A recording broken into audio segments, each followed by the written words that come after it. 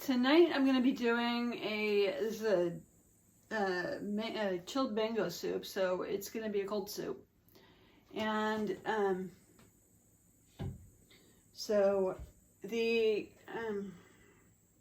this is a pureed soup also, so it's one you can do if you have dentures or if you're just had dental work done. That's something that you can. So it is something. It's a drinkable soup, basically. So this here is some frozen mangoes. I have this is 2 full bags of frozen mangoes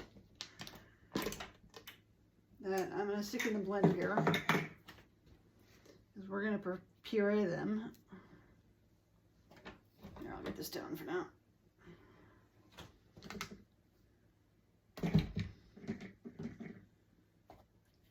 And I'm going to stick them in juice and all because it's a soup anyway. So the blender is like the liquid. So I didn't drain them.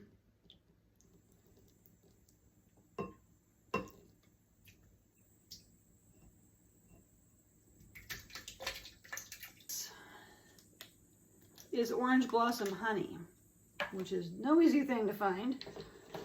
But I'm getting this from a cookbook from, I don't know if you guys watch my podcast, but this originally is a recipe from putting 2 tablespoons of honey in.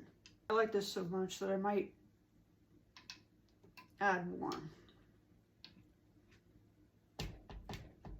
But this is to taste.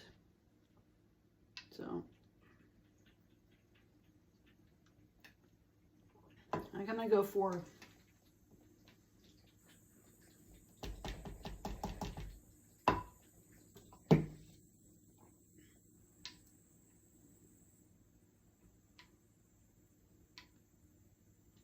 I'm using frozen because it's just easier.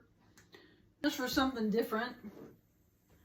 I have some mangoes, I have some bananas here. This is not in the recipe. So we'll add in some of these.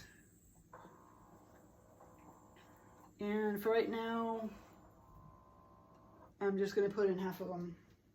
That's about 3 bananas.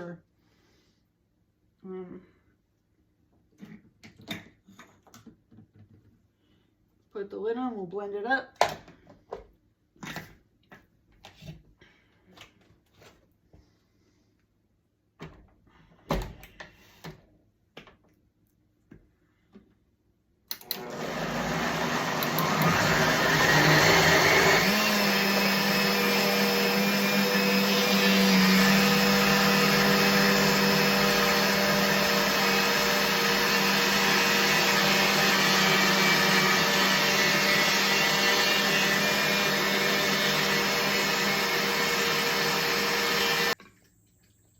This is probably going to be a pretty thick soup. I'm going to add in about half of this sour cream.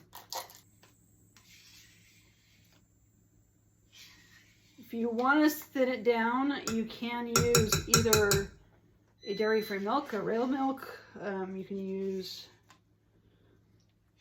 also water will work for those on a low-protein diet. Looks like the consistency on this is pretty good actually, but so next, this is white balsamic vinegar.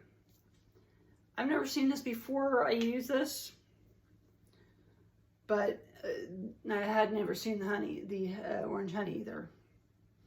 So it also has, there's also a, I'm just doing like a spiral in this, but we're going to use this whole thing.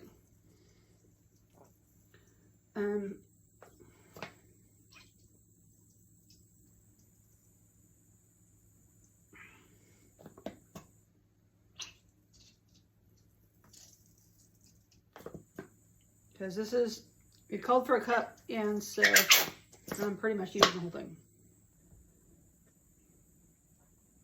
It's nice and thick anyway.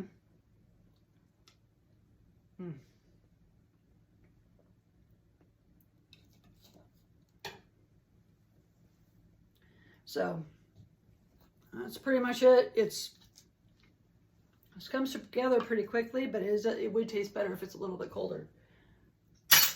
So I'm going to refrigerate this, and in fact, I might add in some more of the honey, because it's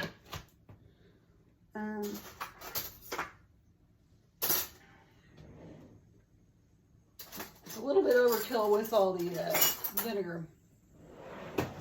So it helps to tame that down.